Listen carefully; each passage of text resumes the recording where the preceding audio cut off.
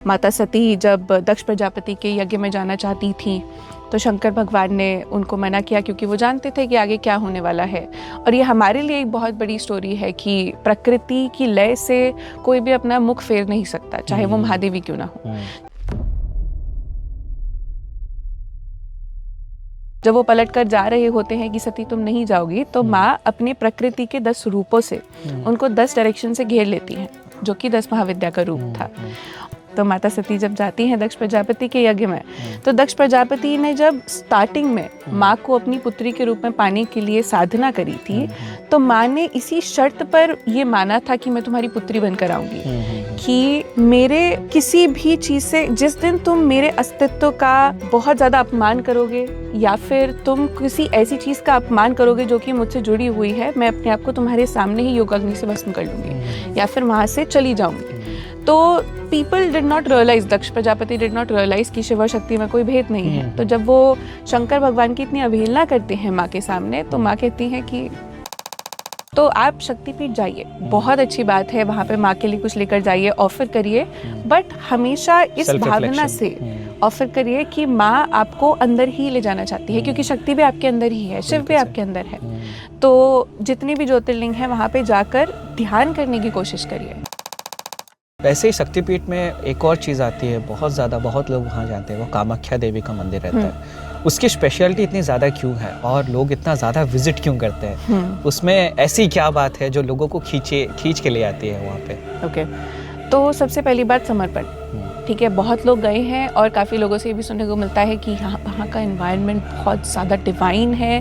They talk about the environment but they don't talk about कि उनके साथ क्या हुआ। माँ कामाख्या को अगर आप सिर्फ और सिर्फ स्थूल रूप से समझ रहे हो कि मैं पुरुष हूँ, स्त्री हूँ, माँ कामाख्या के पास नहीं समझ पाओगे उनका पूर्ण रूप। हाँ, आपको ऐसा लगेगा कि वहाँ पे आपको कोई तांत्रिक मिल गए और उन्होंने आपको कुछ पकड़ा दिया और मेरा बहुत सफल हो गया, बट एक्चुअल में वो सफल तब होगा जब आप। मैंने जब देखा था पहली बार माँ छिन्नमस्ता का एक फ़ोटो में देखा था, एंड उनका सर कटा हुआ था और खून निकल रहा था, वहाँ खून पी रही थी।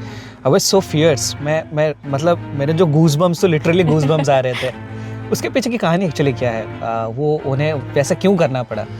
उसका तो ये था कि पूरी आइकॉनोग्राफी का मतलब ये था कि साथ में जो उनकी रहती हैं डाकिनी, शाकिनी, वर्णिनी, अलग अलग नाम है अलग अलग ग्रंथों में, बट उनको बहुत प्यास लग रही थी और भूख लग रही थी। तो माँ बीइंग माँ की मेरे बच्चे हैं और मुझे इनको फीड करना है, तो शी मेड श्योर कि वो अच्छे से फीड हो जाए। But the whole point is कि दुर्गा सप्तशती में आपको 3 विकार मिलते हैं, दैट इज लिंग, योनि और काल। माँ उन तीनों विकारों को समझा रही होती है अपनी आइकॉनोग्राफी के थ्रू।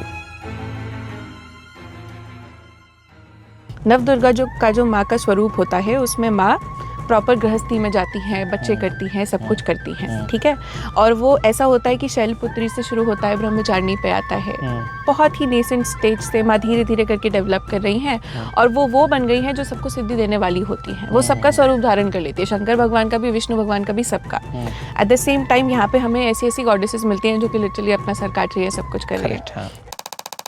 ऐसा तो है नहीं कि पांडवों ने बहुत अच्छा राज्य किया, उसके बाद उनके भी बच्चे मर ही गए थे। उन्होंने जितना गांधारी ने अपने जीवन में खोया होगा इस युद्ध के बाद, पांडवों ने तो बहुत ज्यादा खोया। वो तो खोते ही चले आ रहे थे।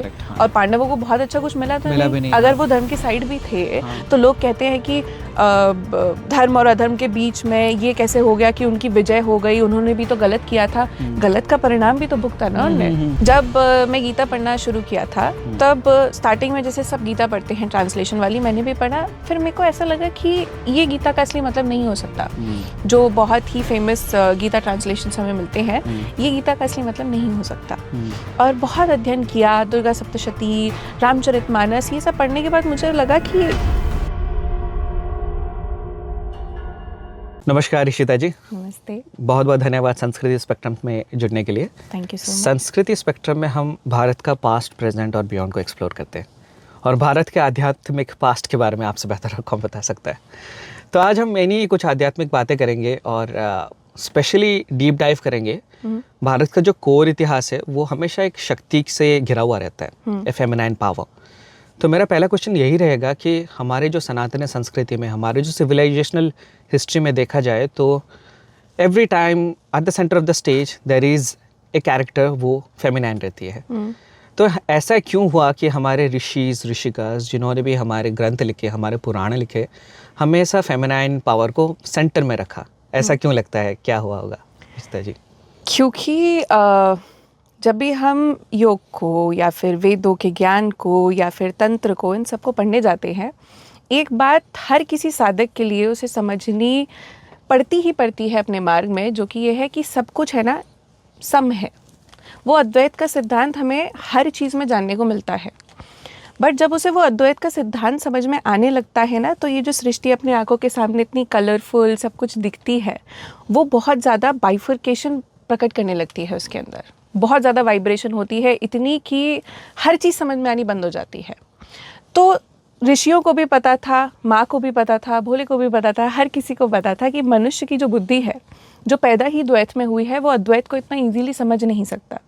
तो इसी वजह से हमें हर चीज़ शक्ति के पास आती हुई इसलिए दिखती है, क्योंकि शक्ति का कार्य क्रिया ही यही है कि अगर सब कुछ शिव है, तो उसके बीच में हर चीज़ को एक नया निर्माण देने के लिए, एक नया शब्द देने के लिए, एक नया नाम देने के लिए शक्ति की आवश्यकता होती है।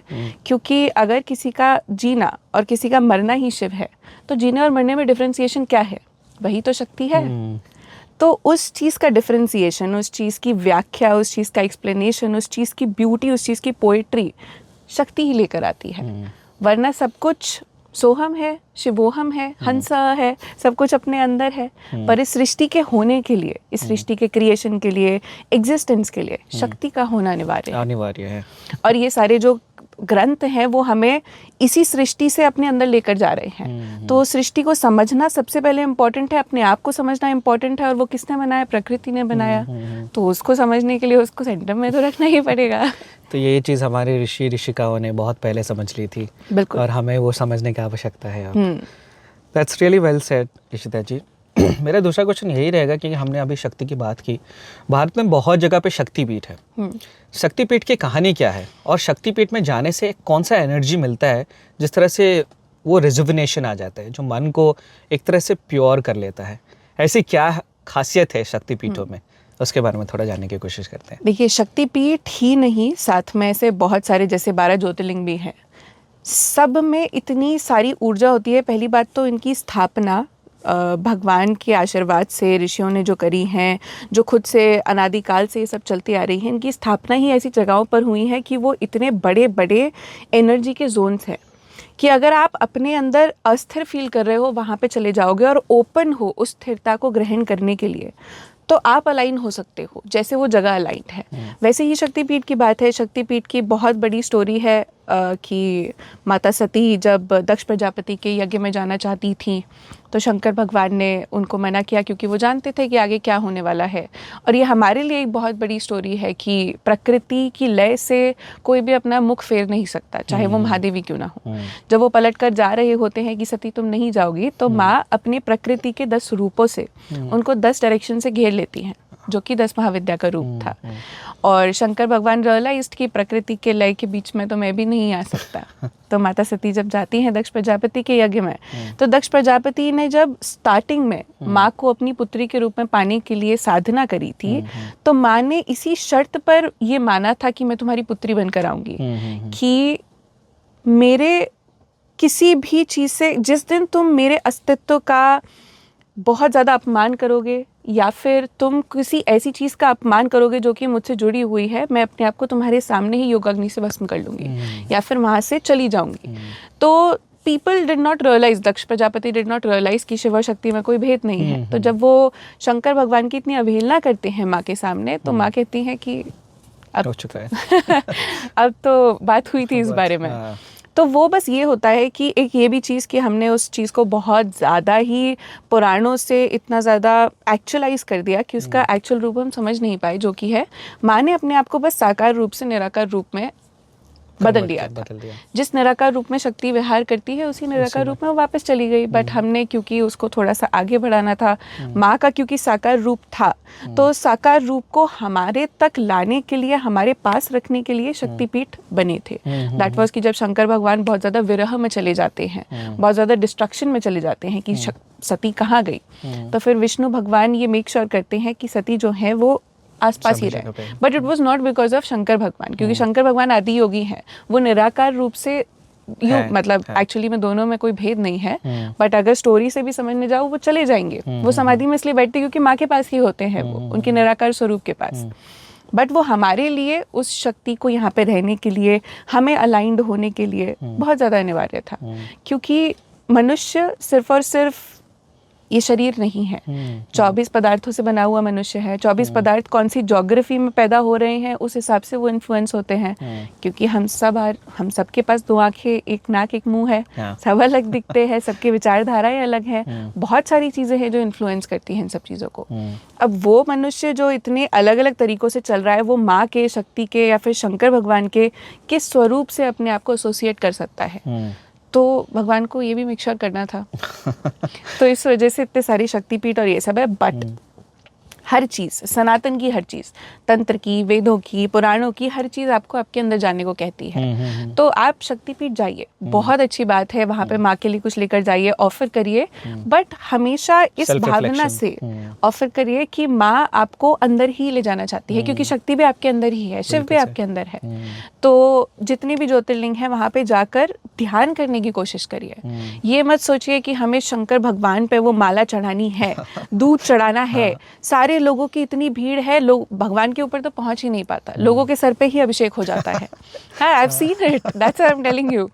माँ तक वो माला पहुंच ही नहीं पाती है, किसी और के गले में डल जाती है। तो माला डालने की उत्सुकता मत रखिए, अपने आप को वो फूल बनाने की उत्सुकता रखिए जो माँ के चरणों पे चढ़ सके। Well said, that was intense actually.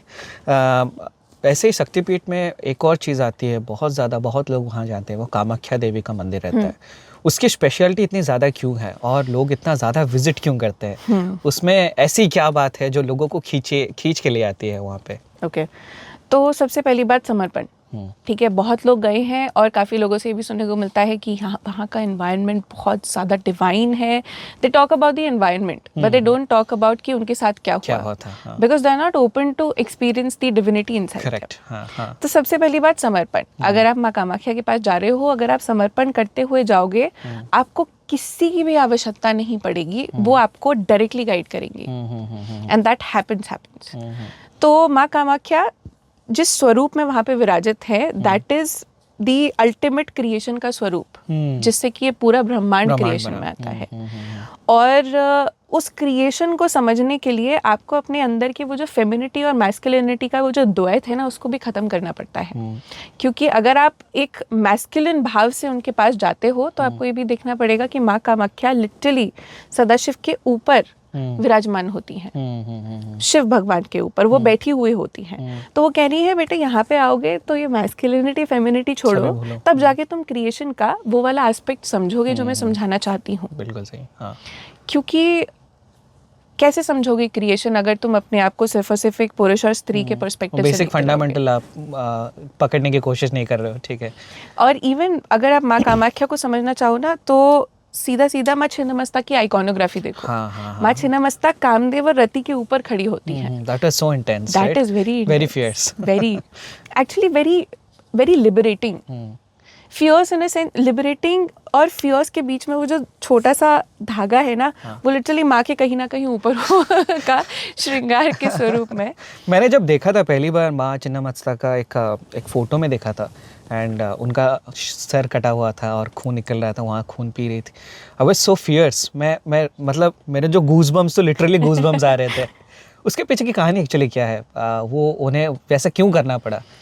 उसका तो ये था कि पूरी आइकोनोग्राफी का मतलब ये था कि साथ में जो उनकी रहती हैं डाकिनी, शाकिनी, वर्णिनी, अलग अलग नाम है अलग अलग ग्रंथों में, बट उनको बहुत प्यास लग रही थी और भूख लग रही थी। तो माँ बीइंग माँ की मेरे बच्चे हैं और मुझे इनको फीड करना है, तो शी मेड श्योर कि वो अच्छे से फीड हो जाए। But the whole point is कि दुर्गा सप्तशती में आपको 3 विकार मिलते हैं, दैट इज लिंग, योनि और काल।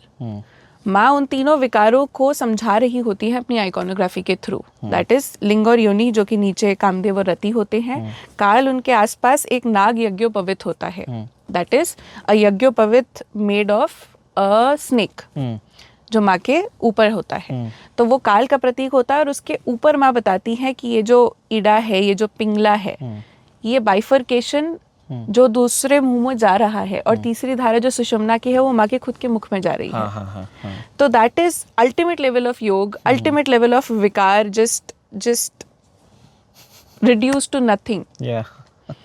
तो सेम चीज़ अगर आप इधर से लेकर माँ कामाख्या के पास जाओगे, माँ कामाख्या को अगर आप सिर्फ और सिर्फ स्थूल रूप से समझ रहे हो कि मैं पुरुष हूँ, स्त्री हूँ, माँ कामाख्या के पास नहीं समझ पाओगे उनका पूर्ण रूप। हाँ, आपको ऐसा लगेगा कि वहाँ पे आपको कोई तांत्रिक मिल गए और उन्होंने आपको कुछ पकड़ा दिया और मेरा बहुत सफल हो गया, बट एक्चुअल में वो सफल तब होगा जब आप वो तंत्र अपने अंदर धारण कर पाओगे।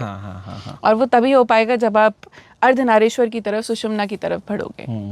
And I tell this to everybody, people ask me कि आपको थोड़ा सा और रसमय बात करनी चाहिए, पुराण इतने ज़्यादा एंटरटेनिंग है और बात करिए कलरफुल तरीके से।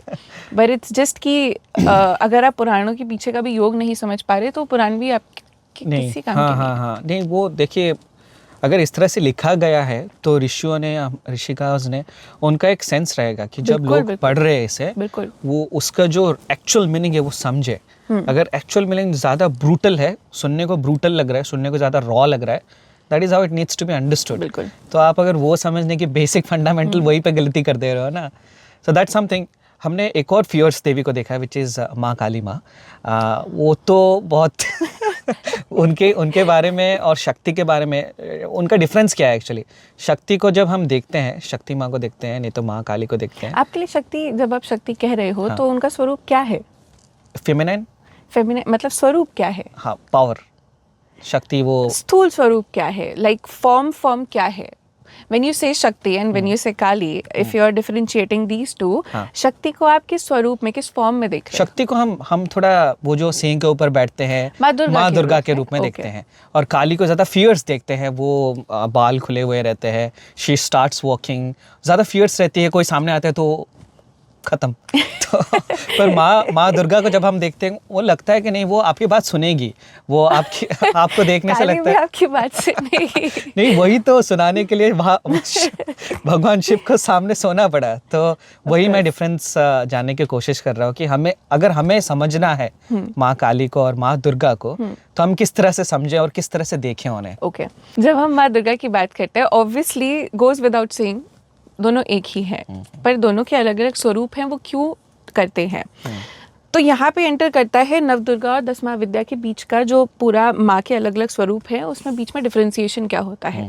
नवदुर्गा जो माँ का स्वरूप होता है, उसमें माँ प्रॉपर गृहस्थी में जाती हैं, बच्चे करती हैं, सब कुछ करती हैं, ठीक है। और वो ऐसा होता है कि शैलपुत्री से शुरू होता है, ब्रह्मचारिणी पे आता है।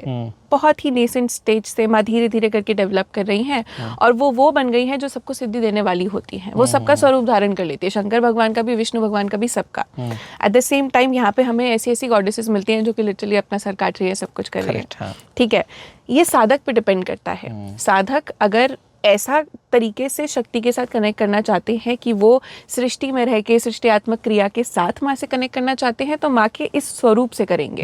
बट अगर वो अपने अंदर जाके अपने अंदर के चंडमुंड को, अपने अंदर के महिषासुर को, शुंभ निशुंभ को, रक्त बीज को, इन सब का वध करना चाहते हैं, तो फिर वो 10 महाविद्या के उन रूपों से कनेक्ट करते हैं। दोनों में कोई डिफरेंस नहीं है। माँ दुर्गा भी अपने हाथों में, इतने सारे हाथों में जो वेपन्स लेके चलती हैं, वो सब अलग अलग मुद्राएं होती हैं, अलग अलग टेक्निक्स होती हैं जिससे कि आप अपने अंदर के असुरों को मार सकते हैं। क्योंकि माँ दुर्गा इतने सारे वेपन्स क्यों लिए हुए हैं? दुर्गम का वध करने के लिए, ना, संहार करने के लिए। वही माँ काली कर रही है। बस देखने का पर्सपेक्टिव है। हाँ, एग्जैक्टली, हाँ, अच्छे से समझा। क्योंकि जब हम पुराण पढ़ते हैं ना, अगर फियर्स फॉर्म में दिखाते हैं, इसका मतलब ये नहीं कि उनका सेंस चला जाता है, वो सेंस में रहते हैं। अगर आप कुछ बताने की कोशिश कर रहे हो, विनम्र रूप से बताने की कोशिश कर रहे हो, तो वो सुनते हैं आपकी बात। अभी हमने शक्ति माँ की बात की, दुर्गा माँ की बात की, नवरात्रि की बात की। अभी गुप्त नवरात्रि आने वाली है, तो गुप्त नवरात्रि और नवरात्रि में अंतर क्या रहता है? गुप्त नवरात्रि और नवरात्रि में बस इतना डिफरेंस होता है कि पहली बात तो सारी नवरात्रि है ना, ट्रांजिशंस में आती हैं, पर गुप्त नवरात्रि उस ट्रांजिशन में आती है जहाँ से आप 2 एक्सट्रीम सीजन्स के बीच में एंटर कर रहे होते हो। दैट इज, अभी अगर शीतलता है, ठंड है, वो सब निकल जाएगी और उसके बाद हम वसंत की तरफ जा रहे हैं। मतलब एक ब्लॉसमिंग स्टेज आ रही है। गुप्त नवरात्रि वो टाइम होता है जब प्रकृति अपने ब्लॉसमिंग स्टेज में होती है। क्योंकि जब दूसरी वाली गुप्त नवरात्रि आती है तब बारिश बारिश आ रही होती है, अभी वसंत आ रहा होता है, तो इस टाइम पे आपको सृष्टि, बाहर की प्रकृति जो है वो ऊर्जा दे रही होती है अपने अंदर कुछ प्रकट करने की, किसी चीज की सृष्टि करने की। बाकी जो दो होती हैं वो दो एक्सट्रीम सीजन से पहले आती हैं। चैत्र वाली जो होती है गर्मी से पहले आती है, अश्विन वाली जो होती है ठंड से पहले आती है। बट ये वाली स्पेशली ऐसी होती है कि जब सृष्टि भी इस मोड में होती है कि वो कुछ बनाना चाहती है, कुछ क्रिएट करना चाहती है, और वो आपको भी उस चीज के लिए उद्यत कर रही होती है। अब जब भी हम शक्ति की बात करते हैं, अपने आप को ओपन करे बिना, यानी कि आपके जो द्वार हैं, आपके चेहरों पे, आपके शरीर में जो 9 द्वार योग में बताए जाते हैं, उनको खोले बिना प्रकृति को अंदर नहीं लिया जा सकता। इसी वजह से ये जो मैंने कहा ना कि माँ अगर हाथ में इतने सारे शस्त्र लेके संहार कर रही हैं, तो ये आपके जो द्वारों से जिस तरीके से आप प्रकृति को अंदर लेते हो, सब कुछ करते हो, उस हिसाब से आपके अंदर क्या असर बन रहा है, माँ उसका ही संहार कर रही है। चंड, वो जो मुंड है वो लिटरली आपका मुंड है। अब वो मुंड क्या है कि आपके बहुत नॉर्मल सेंस में देखा जाए तो जिस ईगो से, अहंकार से आप भर चुके हो, आपके जो भी एक्सट्रीमिटीज हैं उसको काट दिया मैंने। बट उसके अलावा उसके पीछे का ये होता है कि आपके शरीर के जो 7 द्वार हैं 9 में से, वो आपके चेहरे पे होते हैं। 2 आँख, 2 कान, 2 नाक, 1 मुख। इनसे जब सृष्टि एक साथ अंदर जाती है तो वो 7 द्वारों को एक साथ खत्म करती है माँ अपने हाथ में लेकर। तो इससे हम समझ सकते हैं कि जो कहानियाँ और जो ग्रंथों में लिखी जाती है वो मेटाफोरिकली समझा जाए या उसे लिटरली समझा जाए, क्योंकि अगर आपने अभी जैसे एक्सप्लेन किया उसे तो मैं थोड़ा सा मेटाफोरिकल ले रहा हूँ, क्योंकि लिटरली तो मैं समझूंगा तो सच में माँ किसी का मुंडी ही काट रही है। नहीं तो एक्चुअली इसके लिए इसी वजह से कहते हैं कि जब हम वेदों का या संस्कृत भाषा का अध्ययन करते हैं तो वेदांगों का पढ़ना बहुत इंपॉर्टेंट होता है। वेदांगों की एटिमोलॉजी सब चीज़ें पढ़ते हैं ना, तो हर चीज़ के पीछे आपको एक अलग अर्थ दिखाई देता है। उसमें ही कहीं ना कहीं व्याकरण पढ़ते करते आपको शब्द शक्ति के बारे में पता चलता है। शब्द शक्ति मतलब कि एक जो शब्द लिखा गया है उसकी शक्ति 3 प्रकार की है, अभिधा, लक्षणा, व्यंजना। आप उसको लिटरल सेंस में ले सकते हो, उसको सिंबॉलिकली ले सकते हो, और उसको मेटाफोरिकली लेके उसके पीछे का मतलब समझ सकते हो। शब्द शक्ति, संस्कृत की इतनी ब्यूटीफुल बात यही है कि शब्द शक्ति लगती ही लगती है। और हर पुराण की कथा के पीछे, हर तंत्र की कथा के पीछे, हर चीज की कथा के पीछे वो शब्द शक्ति जब आप लगाओगे तो वो 3 अलग अलग फेजेस में निकल कर आती है। ठीक है। अब साधक जो है वो इतना तामसिक है कि वो समझ नहीं सकता कि कौन सी वाली सात्विकता क्या है, भगवान अद्वैत कैसे है, ये क्या है, वो क्या है, तो उसको बिल्कुल नॉर्मल सेंस में समझा जाए। देखो माँ ने मुंड काट दिया। दूसरा है राजसिक है, जो थोड़ा थोड़ा ओपन है बट नहीं भी है, तो उसको समझाया जाए कि देखो ये जो मुंड है ये ईगो का रिप्रेजेंटेशन है और ये तुम्हारी ईगो को खत्म कर रही है। जो सात्विक है, जिसके लिए सब कुछ सम है, उसको समझाया जाए कि माँ जो है वो आपके अंदर के जो द्वार है, प्रकृति है, योग है, ध्यान है, धारणा है, इस सब को रिप्रेजेंट करते हुए सब कुछ कर रही है। तो it depends on the level of the साधक कि ये पुराण उसके सामने कैसे खुलते हैं। ठीक है। नाउ कमिंग बैक टू गुप्त नवरात्रि कि ये इसलिए मैं बता रही हूँ क्योंकि जब प्रकृति जीवनदायिनी स्टेट में है, वसंत है या फिर बारिश आ रही है, तो आपके अंदर भी वो जीवनदायिनी स्टेट को रीइंस्टेट करने के लिए इन द्वारों के थ्रू आप प्रकृति को अंदर कैसे लेते हो, उसके लिए हम करते हैं माँ के अलग अलग स्वरूपों की साधना। और हर स्वरूप कोई ना कोई योग बताता है। जैसे छिन्नमस्ता माँ का हमने देखा, वैसी माँ काली का है, माँ तारा का है। माँ Tara like the ultimate mother goddess, जो कि शंकर भगवान को ही ब्रेस्ट फीड करा रही होती है। तो वो अलग अलग प्रकृति के स्वरूप हैं जो कि उस पॉइंट ऑफ टाइम पे जब प्रकृति जीवनदायिनी स्टेट में है तो आप उनकी साधना करके अपने अंदर भी वही चीज़ कर रहे होते हो। ठीक है, अभी हमने गुप्त नवरात्रि की बात की एंड आपने बहुत अच्छे से एक्सप्लेन किया। अब थोड़ा सा हम डीप डाइव करते हैं अपने पुराणों के बारे में, अपने ग्रंथों के बारे में, जो पॉपुलर ग्रंथ हैं, जैसे महाभारत हो गए, रामायण हो गए। अगर मैं पूछूँ कि रामायण में सबसे बेस्ट कैरेक्टर क्या रहेगा other than Lord Ram, other than माता सीता, तो आप क्या बोलोगे, कौन सा वाला रहेगा? थोड़ा डिफिकल्ट है। थोड़ा सा बहुत डिफिकल्ट है। आप कह रहे हो सारे मेन कैरेक्टर्स हटा दूं मैं? सारे मेन कैरेक्टर्स हटा पाओगे तो सही रहेगा। ओफो, अगर इस पर्सपेक्टिव से मैं कहूँ कि मुझे किसी से कुछ सीखना है अपार्ट फ्रॉम श्री राम, माता सीता, लक्ष्मण जी, भरत जी और हनुमान जी, मैं कहूँगी विभीषण। ओके, हाँ, that's really my favourite as well. मतलब it takes a lot of courage हाँ, to be in his place. क्योंकि अगर वो 3 भाई हमें दिखाई जाते हैं, एक भाई जिसके साथ सबको खड़ा होना है, जिसके लिए सब कुछ देने को तैयार हो गए हैं, मेघनाथ जो कि इंद्र को पराजित कर चुका है, बट फिर भी वो अपने पिताजी की इतनी रिडिकुलस सी उस अकड़ पे पीछे साथ दे रहा है अपने पिताजी का। कुंभकर्ण जिसके पास मतलब जो किसका विध्वंस नहीं कर सकता, वो भी वहां पे खड़ा हुआ है। इन सब लोगों के बीच में it takes a lot of courage to be Vibhishan, to know when to walk away, and that is very important. To know कि सही क्या है, गलत क्या है, और चाहे पूरा ब्रह्मांड तुम्हें गलत बता दे, पर अगर तुम्हें पता है कि तुम सही हो, तुम खड़े रहो और तुम्हें दिख रहा है, तो you need to take your stand. वरना वो विद्या, जो समर्पण, जो बहुत सारी जो चीज़ें हैं ना, वो किसी काम की नहीं रहती हैं अगर तुम लोगों के ऐसे बहलाने फुसलाने में आ जाओ कि नहीं तुम्हें रहना पड़ेगा क्योंकि मैं तुम्हारा भाई हूँ।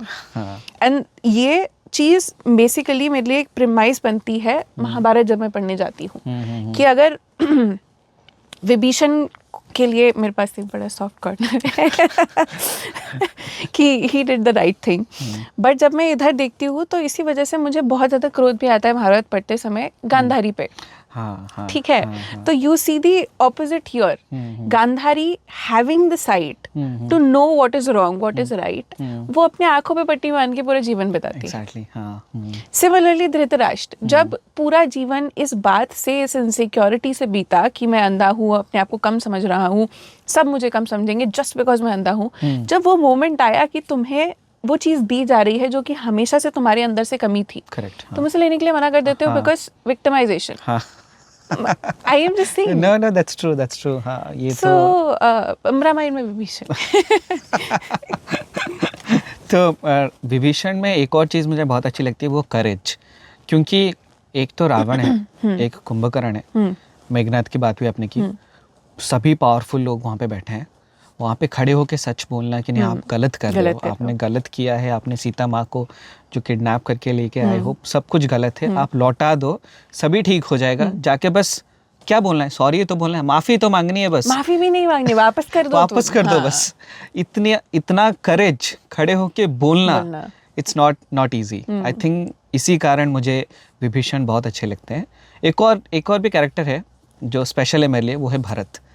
भरत का स्पेशलिटी बहुत ही ज़्यादा है, आप एक्सप्लेन कर पाओगे थोड़ा सा उनके बारे में? मेरे को चीटिंग लग रहा है ये, क्योंकि आपने कहा था मेन कैरेक्टर्स को हटाना है, बट सेम अगर लंका में विभीषण थे तो हमें लगता है अयोध्या में भरत थे, कि अपनी माँ को एक बहुत ही सुंदर, I am so sorry but एक बहुत ही सुंदर डायलॉग है जो कि आशुतोष राणा जी ने कहा है।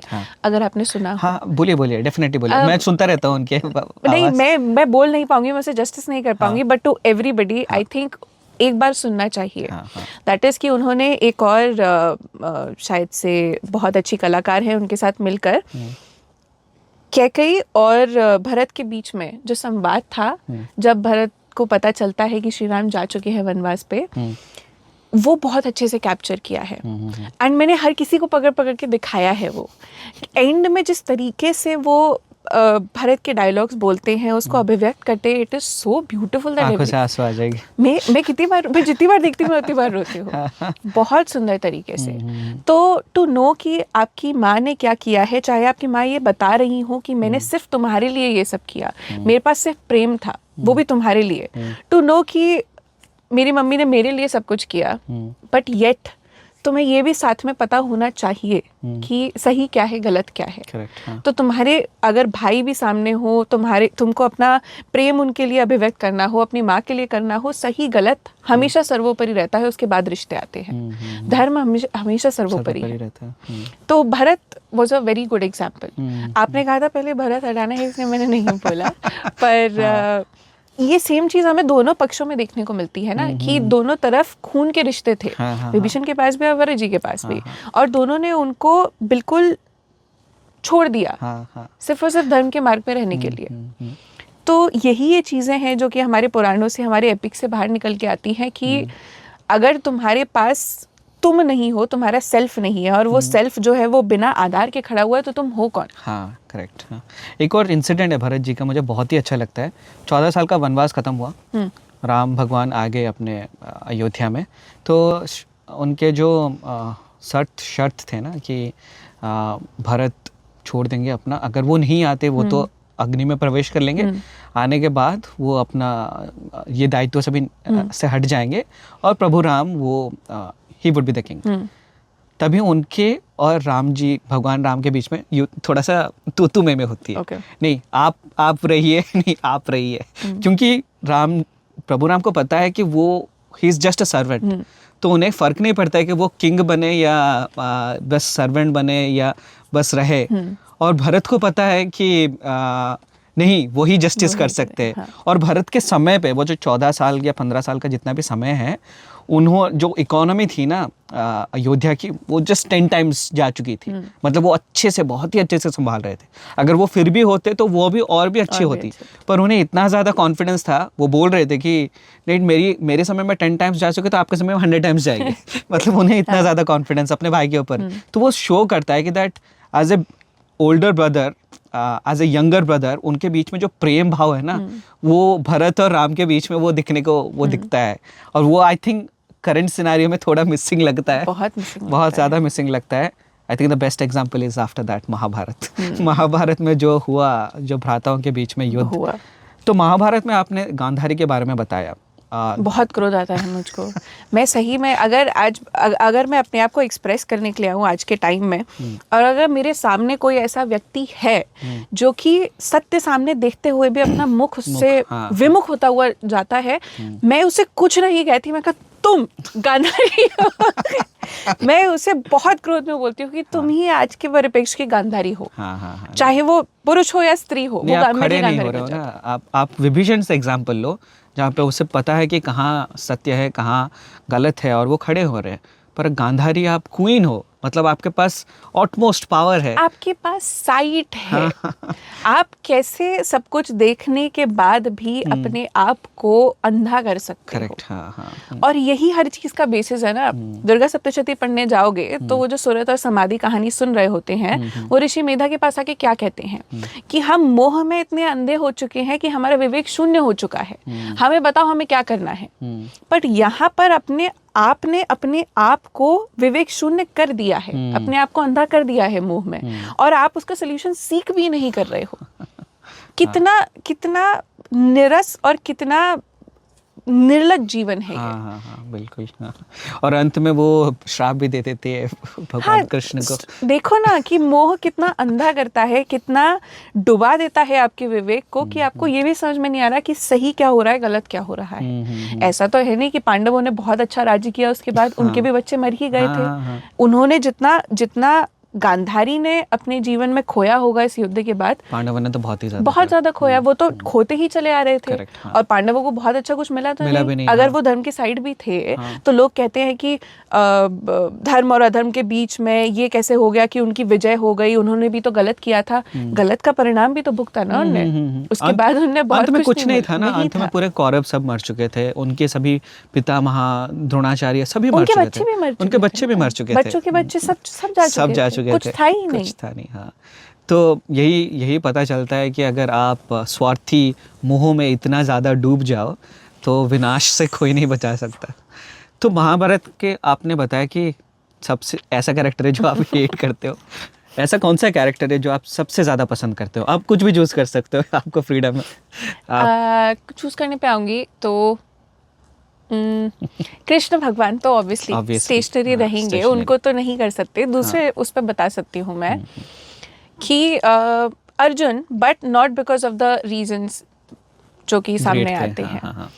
जब मैं गीता पढ़ना शुरू किया था तब स्टार्टिंग में जैसे सब गीता पढ़ते हैं ट्रांसलेशन वाली, मैंने भी पढ़ा। फिर मेरे को ऐसा लगा कि ये गीता का असली मतलब नहीं हो सकता। जो बहुत ही फेमस गीता ट्रांसलेशन हमें मिलते हैं, ये गीता का असली मतलब नहीं हो सकता। और बहुत अध्ययन किया, दुर्गा सप्तशती, रामचरितमानस, ये सब पढ़ने के बाद मुझे लगा कि गीता अच्छी तरह पोर्ट्रे नहीं करी गई है फेमस ट्रांसलेशंस में, जो कि बहुत ईजिली अवेलेबल होते हैं। पर जब धीरे धीरे सब कुछ समर्पित करके उस ज्ञान को जानने की चाह थी, और ईश्वर ने भी चाहा कि तुम निकलो मार्ग पे, हम तुम्हारा साथ देंगे। बहुत अच्छे अच्छे स्कॉलर्स से मिलने को मिला, बहुत अच्छे अच्छे ट्रांसलेशंस मिले, कमेंट्रीज मिली। तब जाके समझ में आया कि अगर आपको कृष्ण भगवान का वो ज्ञान चाहिए, अगर आपको वो पात्र बनना है जिसको कृष्ण भगवान सब कुछ रोक कर जीवन का वो जो अमृत ज्ञान है वो देते हैं। हाँ। तो आप में इतनी हिम्मत होनी चाहिए कि आप रणभूमि तक चलकर आओ, आप अर्जुन बनो, आप अर्जुन बनो। और वो अर्जुन बनने के लिए उस रणभूमि में आना कितना बड़ा डिसीजन है वो समझना सबसे पहला पॉइंट है किसी भी शास्त्र को समझने के लिए। ये समझ में आ रहा है कि भगवान ने जो ज्ञान है वो रणभूमि में दिया। बहुत अच्छा कोट बनता है ये जब भी हम सोशल मीडिया पे देखते हैं कि ये ज्ञान भी सिर्फ ऐसे ही नहीं मिल गया, रणभूमि में मिला था। अर्जुन जो था वो गांडीवधारी था, वो इतना यशस्वी था, ये था वो था। बट आज के परिप्रेक्ष्य में अगर आप अर्जुन हो और अगर आप ये चूज कर रहे हो या फिर आप ऐसा चाह रहे हो कि आपको वो ज्ञान मिले, सबसे पहला step is to go into that रणभूमि। क्या आप तैयार हो अपने आसपास के सभी लोगों को मृत देखने के लिए? स्किल्ड हो और नॉट लिटरली एट ऑल। हाँ। पर आसपास की जो भी आपसे जुड़ी हुई चीजें हैं, क्या आप उन सबसे कॉर्ड्स काटने को तैयार हो? क्या आप वो अल्टीमेट सत्य जानने के लिए तैयार हो? और क्या आप इस चीज के लिए तैयार हो कि अगर आपको वो अल्टीमेट सत्य पता चल जाए तो आप आंख बंद करके गांधारी की तरफ पीछे नहीं मुड़ जाओगे? नहीं, आप इस बात पर बहुत हंस रहे हो, पर मेरे लिए बहुत सीरियस बात है ये कि गांधारी नहीं बनना है। कुछ भी बनना है, गांधारी नहीं बनना है। हाँ, बिल्कुल सही कहा आपने। और अर्जुन का लिसनिंग स्किल्स भी बहुत ही अच्छा था। वो सुनने के लिए जो ध्यान चाहिए, सुनने के लिए जो पेशेंस चाहिए, आई थिंक जिज्ञासा, हाँ, दैट्स द राइट वर्ड, जिज्ञासा चाहिए, वो और किसी में नहीं था। वो क्वेश्चंस के ऊपर क्वेश्चंस पूछते गए क्योंकि उन्हें और भी गहरा जानना था। वरना महाभारत के मतलब भगवद गीता के पहले 2 चैप्टर में तो कवर हो जाता है कि अधर्म हो रहा है, आपको खड़ा होना है, आपको धर्म करना है। पर उसके बाद में वो जो कवर करते हैं बाकी के चैप्टर्स, वो पता चलता है कि उनके अंदर जिज्ञासा कितनी ज़्यादा है। तो आखिर में बोलते हैं उत्तिष्ठ अर्जुना, उत्तिष्ठ पार्थ। तो इसी से हमें भी ज्ञान लेना चाहिए, अर्जुन के जैसा बनना चाहिए और सीखते हुए और जितना हो सके उतना लिसनिंग स्किल्स बढ़ाना चाहिए।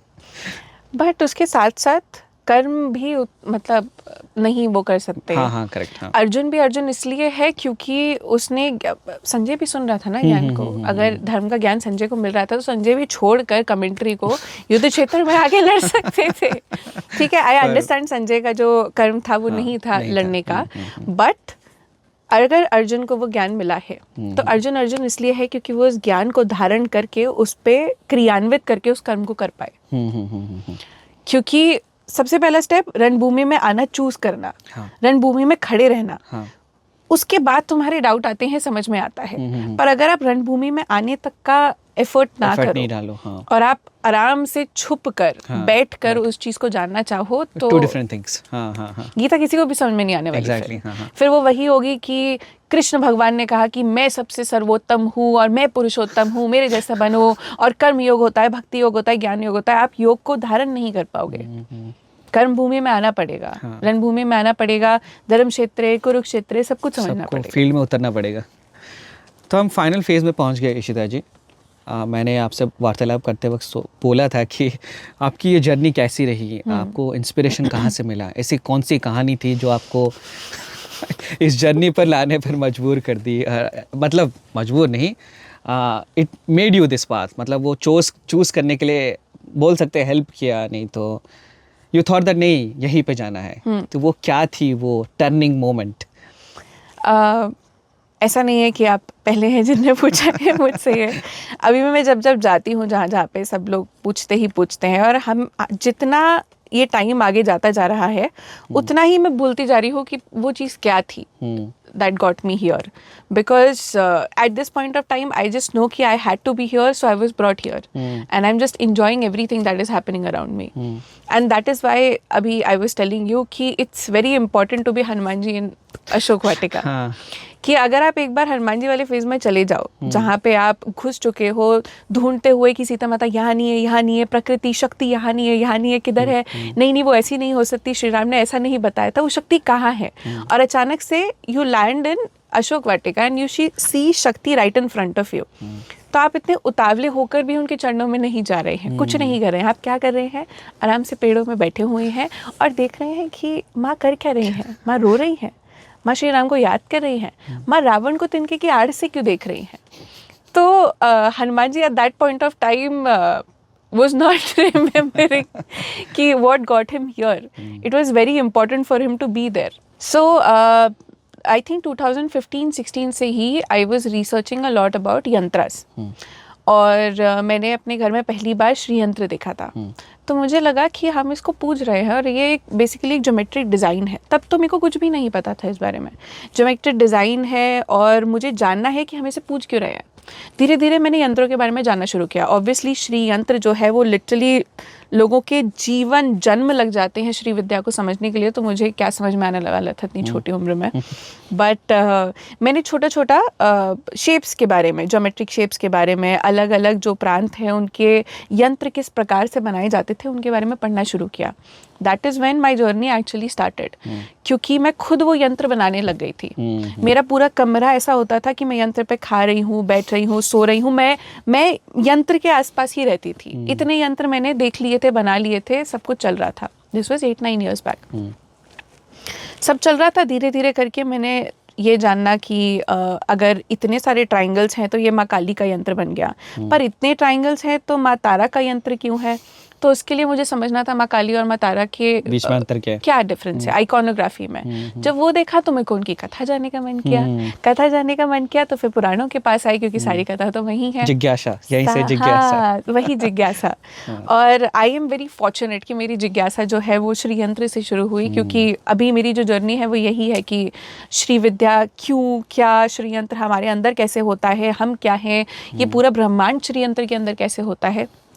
So while I was reading all the Purans, I was so dedicated towards those Purans कि धीरे धीरे करके, जैसे मैंने वो अभिधा लक्षणा व्यंजना कहा, उन पुराणों के पीछे ये समझ में आने लगा कि ये लिटरल तो नहीं है। देखो, मेरे को लिटरल तो नहीं लेना है, पर इसके पीछे का अर्थ क्या है वो क्या है। कुछ कमेंट्रीज पढ़ी, कुछ पढ़ा, तो उसमें भी बहुत ज़्यादा हेल्प तो नहीं मिली, बट एक स्टार्टिंग पॉइंट मिला कि अगर ये 2 अंगुल की बात कर रहे हैं, जैसे कि कृष्ण भगवान को माता यशोदा ने बांध दिया पर उनकी रस्सी 2 अंगुल छोटी हो जाती थी, तो वो राग द्वेष की भी बात हो सकती है, नाम और रूप की बात हो सकती है। मैंने कहा अगर ये 2 अंगुल सिंबॉलिक है तो क्या क्या सिंबॉलिक है और किस किस चीज़ का। That's when I started reading योग सूत्र, पतंजलि योग सूत्र, ये सब। फिर समझ में आया अपने अंदर ही ये सारी साइंस है, 2 नंबर की, 3, 4, 5, 6, 7, 8, 9 द्वारों की, 8 द्वेषों की, 6 कलेशों की, सब कुछ अपने अंदर है। और ये जो नंबर्स की बात हो रहे हैं, अगर आप इसको इससे रिलेट कर लोगे तो सब कुछ खुलना शुरू हो जाएगा। तो फिर मैंने खोलना शुरू किया, धागा खुला। हाँ, और फिर पता चला कि मैं और वो कब एक हो गए, और फिर ये रहा ही नहीं कि मैं खोल रही हूँ या फिर वो खुल रहा है, मैं बस थी। सो I was just Hanuman ji इन अशोक वाटिका कि अब खुलता हुआ देखते हैं इसको क्या होता है। Very very inspirational. हम फाइनल क्वेश्चन पे आ जाते हैं, क्योंकि अभी बहुत से युवा हैं जो अपने सनातनी कल्चर, जो रिच हिस्ट्री रही है, उसे जानने की कोशिश करते हैं। वो कैसे अर्जुन बने, वो कैसे वो जिज्ञासा लाए, जिस तरह से वो समझने में उन्हें ज़्यादा आसानी हो। क्योंकि at the moment knowledge and resource is available. कहाँ से शुरू करें, वो जिज्ञासा कैसे लाए, that is something they need to work on. आप क्या बोलेंगे उसके ऊपर?